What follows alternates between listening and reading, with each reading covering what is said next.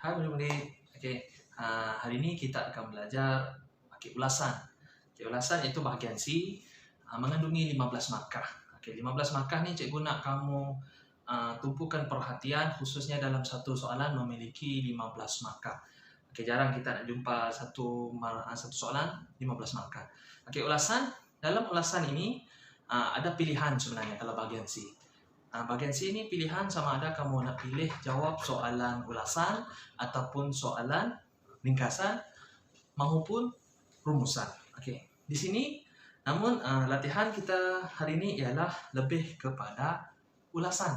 Ulasan yang cikgu nak terangkan hari ini, cikgu nak kamu betul-betul tumpukan perhatian. Ulasan ni mengandungi 15 markah. Pastikan ada ayat tema. Ayat tema samalah dengan pendahuluan. Yang seterusnya, yang kedua, yang wajib kamu perlu ada ialah isi tersurat. Isi tersurat mesti ada markah. Yang ketiga ialah isi tersirat. Namun tahun ini, tahun 2020, format PT3 untuk bahasa Melayu berubah untuk ulasan. Isi tersirat tidak wajib. Namun jika kamu buat, ada juga markah. Yang terakhir sekali, ayat penegasan ataupun lebih dikenali sebagai ayat yang terakhir sekali, iaitu kesimpulan. Jom kita sama-sama bincang untuk soalan bahagian C, ulasan. Bahagian C itu mengandungi 15 markah. Masa yang dicadangkan untuk kamu siapkan bahagian C ini ialah sebanyak 15 minit. Dalam bahagian C ini, sebenarnya bahagian C ini ialah kamu diminta untuk memilih di antara dua soalan, pilih satu sahaja dan jawab satu sahaja soalan. Jadi selama ni cikgu dah pernah bagi tahu kamu di dalam kelas, dan cikgu sekarang ini cikgu ingatkan semula kepada kamu. Jadi kita rujuk pada soalan yang pertama. Soalan ini ialah soalan ulasan. Soalan ulasan. Jadi hari ini kita akan buat ulasan bahagian C. Tengok pemarkahannya. Kesemuanya ada 15 markah. Di sini ada 15 markah atau tidak? Maaf. Ada 15 markah. Markah untuk isi ialah 10 markah dan bahasa ialah 5 markah. Ini ialah kriteria markah bahasa pula. Ada markah bahasa tadi kita lihat 5 markah. Macam mana kamu nak capai 5 markah? Ada 3 iaitu cemerlang, baik dan kurang memuaskan. 4 ke 5 itu ialah cemerlang, itu menggunakan ayat gramatis. Ayat gramatis, ejaan dan tanda baca yang betul. Bila kita lihat di sini ayat tema. Yang pertama kita belajar hari ini ialah ayat tema. Ayat tema ni cikgu nak kamu lihat balik pada kertas soalan yang cikgu beri di dalam grup WhatsApp kamu masing-masing. Tengok pada arahan. Ni arahan tu. Cikgu bacakan arahan untuk kamu. Lihat brosur di bawah dengan teliti, kemudian tulis ulasan yang panjangnya antara 80 hingga 100 patah perkataan. Jadi untuk tahu ataupun untuk buat ayat tema atau ayat pendahuluan ni, kamu perlu rujuk pada arahan. Tengok, rujuk pada arahan. Untuk mengenal pasti jenis bahan atau maklumat. Maklumat tadi brosur, betul tidak? Brosur. Kamu dah nampak jenis tu tadi, jenis bahan tersebut yang diberikan ada dalam bentuk rumah, pangsapuri dan sebagainya. Itu ialah brosur. Kemudian kamu rujuk pada tajuk bahan tersebut. Ini ialah cara kamu untuk buat ayat tema ataupun pendahuluan untuk ulasan. Sebenarnya bukan pendahuluan lah. Namanya ialah ayat tema. Tak perlu pendahuluan sebenarnya. Ini untuk kamu faham lebih lanjut. Sebenarnya ayat tema ni wajib. Wajib kamu letak di sini untuk memberi pengetahuan kepada pembaca atau penyimak bahawa kamu tengah buat apa. Kamu buat ulasan ke, ataupun kamu buat ringkasan ke, atau rumusan dan sebagainya. Boleh? Cikgu bacakan. Brosur tersebut adalah tentang pangsapuri Taman Sungai Besi yang berharga RM130,000 seunit. Itu contohnya. Seterusnya, tengok maklumat di sini. untuk kita buat ataupun mulakan, tadi dah kita buat ayat tema. Sekarang ni selepas ayat tema, apa yang kita perlu buat? Semestinya kita buat isi tersurat, isi tersirat dan akhir sekali ayat penegasan. Ayat penegasan. Okey. Sini. Okey. Di sini ayat penegasan ini hanyalah sebagai pilihan. Kalau tak cukup patah perkataan ataupun terlalu lebih, tak payahlah buat ayat penegasan. Okey. Ayat tema sudah cikgu ajar tadi. Sekarang ni kita rujuk isi tersurat dan isi tersirat. Okey. Isi tersurat ini ialah, kamu lihat. Isi tersurat ialah SU. Semua ada di sini. 1, 2, 3. Maaf, sini sebenarnya 3. Okey. 1, 2 dan 3. Isi tersirat pula ialah kamu mesti cari sendiri dari kamu perlu cari sendiri. Okey.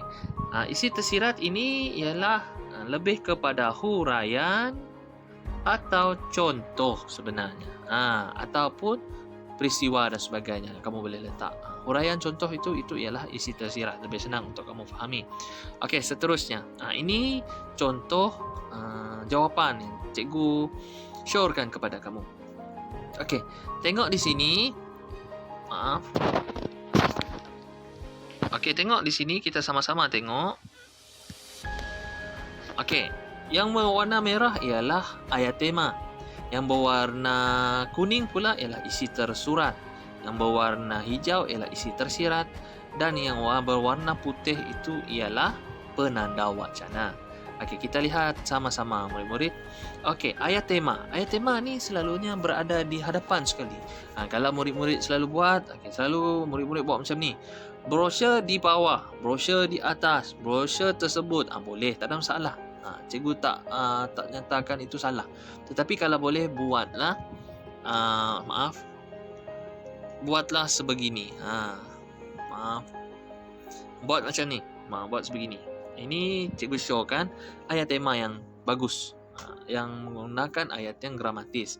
Brosur tersebut adalah tentang Pangsapuri Taman Sungai Besi Indah yang berharga RM 130,000 seunit. Okey, cukup satu ayat saja. Okey. Kemudian lihat ayat yang kedua.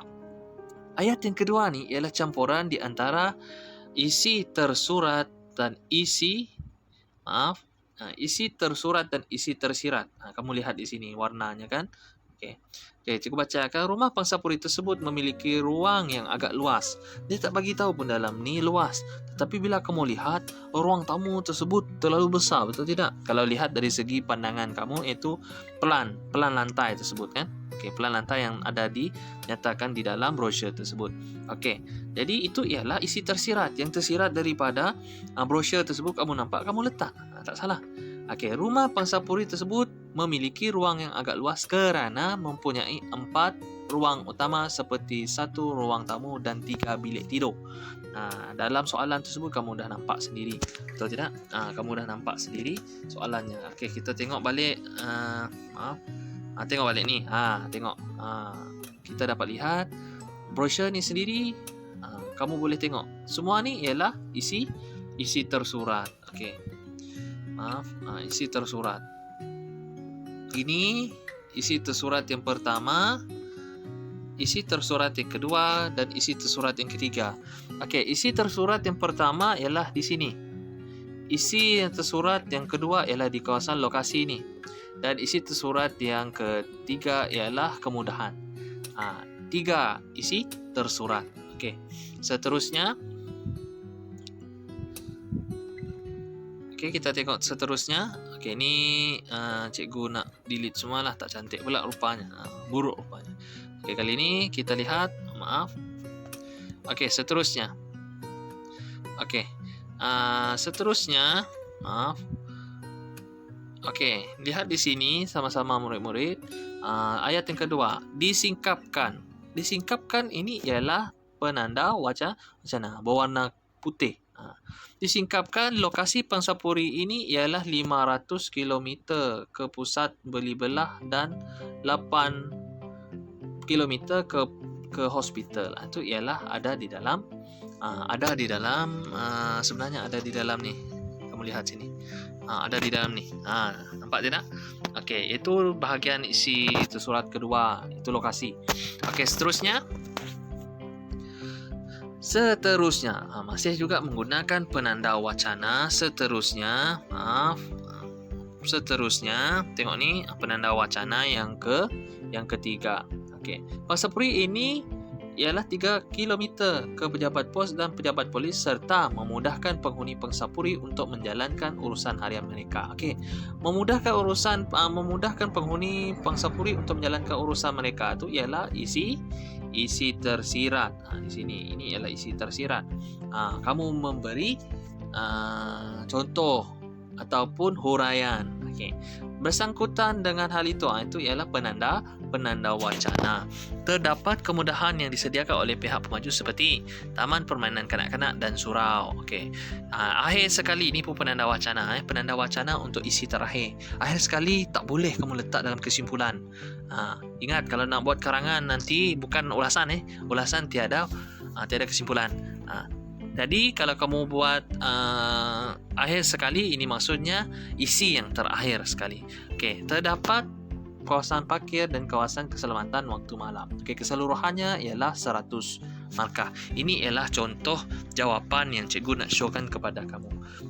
Okey, kamu boleh rujuk contoh jawapan ini sebagai jawapan kamu sendiri, tetapi kalau boleh gunakanlah jawapan kamu sendiri. Okey?